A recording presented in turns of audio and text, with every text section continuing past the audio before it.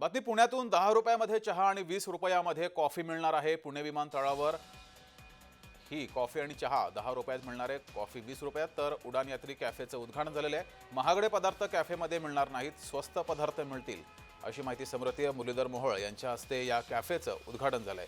या कॅफेत 10 रुपयामध्ये चहा आणि 20 रुपयात कॉफी मिळणार आहे। विमानतळावर खाद्यपदार्थ हे महाग असतात, मात्र पुणे विमानतळावरती अवघ्या 10 रुपयामध्ये चहा मिळणार आहे आणि 20 रुपयात कॉफी मिळेल। तर या कॅफेचं उद्घाटन मुरलीधर मोहोळ यांच्या हस्ते पार पडलं आहे।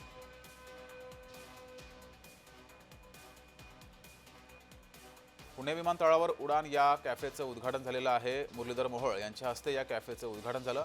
विमानतळावर खाद्यपदार्थ प्रचंड महाग मिळत असतात, मात्र पुणे विमानतळावर अवघ्या 10 रुपयामध्ये चहा आणि 20 रुपयात कॉफी मिळेल। जे दर हे बाहेरही असेच असतात। बाहेर बाजारपेठेत सुद्धा चहा 10 रुपयाला मिळतो आणि विमानतळावर सुद्धा चहा 10 रुपयाला मिळणार आहे आणि कॉफी 20 रुपयाला मिळेल। या कॅफेचं उद्घाटन मुरलीधर मोहोळ यांच्या हस्ते झालं आहे।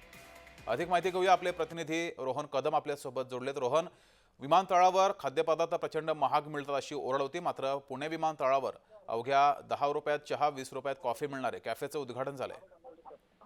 अगदी बरोबर आहे। केवळ चहा कॉफीच नाही तर इतर देखील पदार्थ अतिशय रास्त दरामध्ये आता विमानतळावरती मिळणार आहेत। मग त्यामध्ये नाश्त्याचे समोसा, वडापाव असे इतर पदार्थ असतील, हे सगळे बाहेर मार्केटमध्ये ज्या 15-20 रुपये किमतीमध्ये मिळतात तितक्याच किमतीमध्ये जे ते आता विमानतळावर देखील मिळताना पाहायला मिळणार आहे।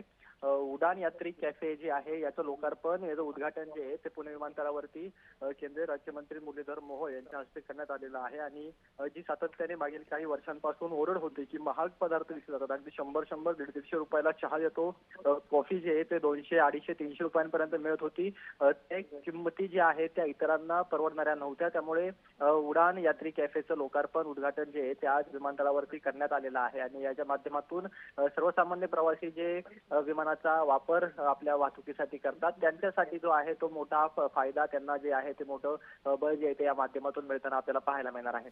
जी, धन्यवाद रोहन दिलेल्या माहितीबद्दल।